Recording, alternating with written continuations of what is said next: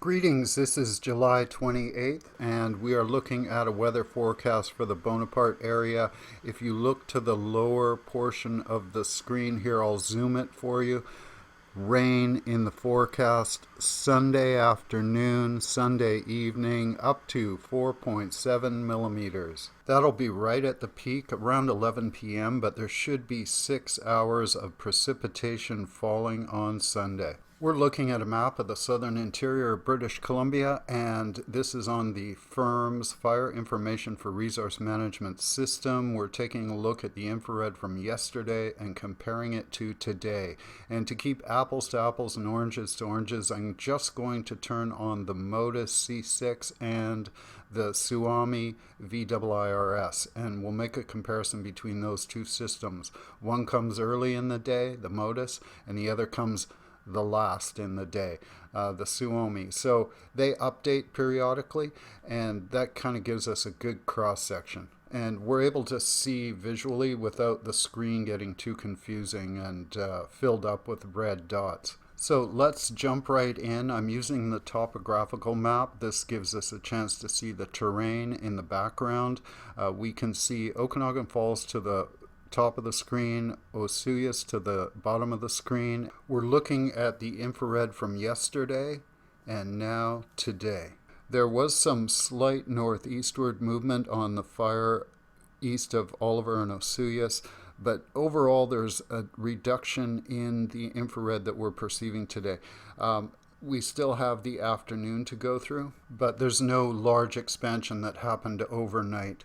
Now we're going to the White Rock Lake fire. This is southwest of Falkland and south of Monty Lake, south of Kamloops. This is the infrared from yesterday and now today. So that fuel is being consumed in the center of the fire. There is maybe the width of 1 or 2 squares expansion on the southern flank. I'm not seeing any expansion on the northern flank, and there's some concentrated heat bunching up on the eastern flank, but no expansion further east. We're moving westward. This is the fire that's traveled from Lytton up towards Spence's Bridge. We can see Highway 1 and the Thompson River in the center of the screen. We're looking at yesterday's heat detections and now today.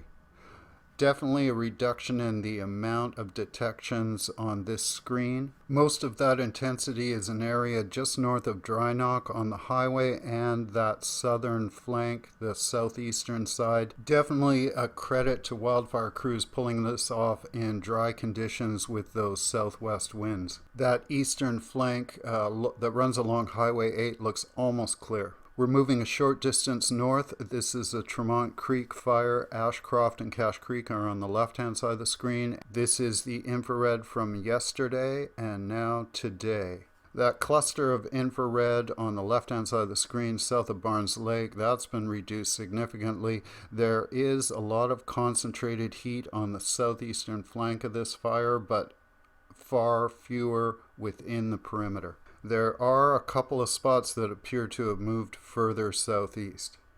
We're moving up to the Sparks Lake fire. This is west of Bonaparte. We can see Young Lake near the top of the screen. This is yesterday's and now today's. Fewer infrared and no real expansion apparent, more just a consolidation of heat. And it does look like a reduction in the intensity. We're moving northwest across Highway 97 to the Flat Lake fire. These are the heat detections from yesterday and now today.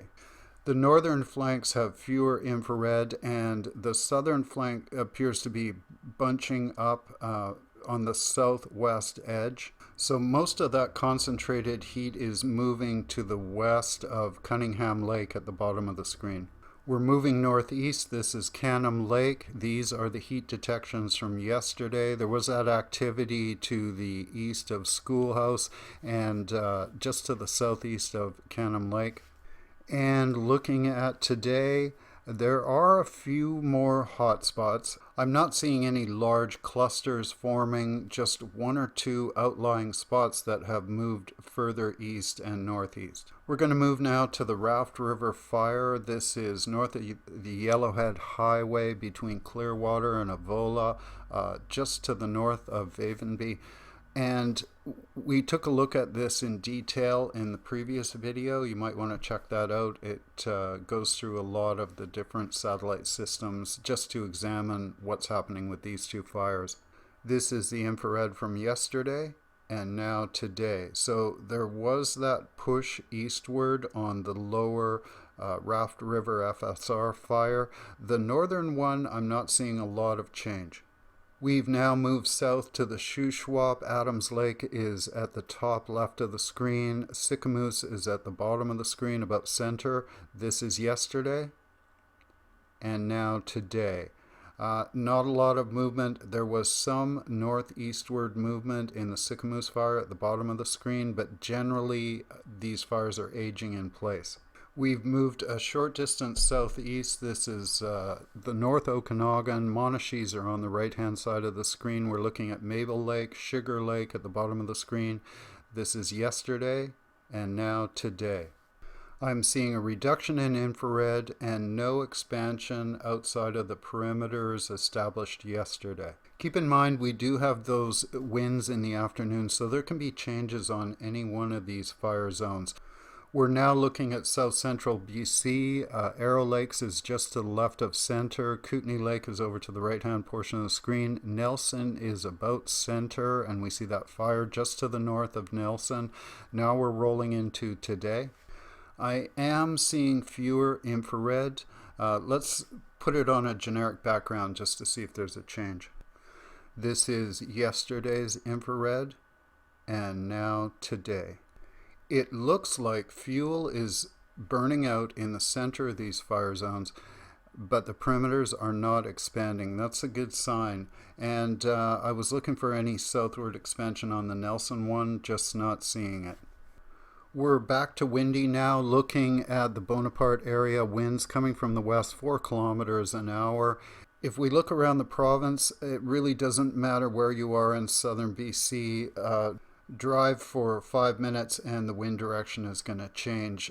More gusts at the higher elevations, a lot of meandering, shifting winds coming from different directions as the hours pass. Peak gusts in the Bonaparte area will come around 5 p.m., just shy of 30 kilometers an hour. But then at night, when the wind cools, the wind shifts and comes from another direction. So if it's blowing from the south in the day, it'll probably shift and come from the north at night. Or if it's coming from the west, it may shift and come from the east at night. And if we look ahead in the forecast, I've got fingers and toes crossed. Sunday afternoon for about 6 hours, rain. Let's hop over to Spence's Bridge. What's the forecast there? Yes, on Sunday, rain. In the afternoon, starting looks like 11 a.m. and then going right to about 9 p.m. Looking at the lower Arrow Lakes area, maybe not as much precipitation, but definitely showing some of those blue droplets later in the evening. We'll end with a few images of my good luck ducks. There appears to be a reduction in the overall intensity of some of these fires. There was some eastward movement on a few of them. We still have to be watchful, and hopefully we can hold out till Sunday, and there's a lot of precipitation for everyone. Thank you very much for watching. Be safe out there, and please check out the resources in the links below. They're very valuable. Check with BC Wildfire and get those ground reports. Be safe and keep your nose to the breeze.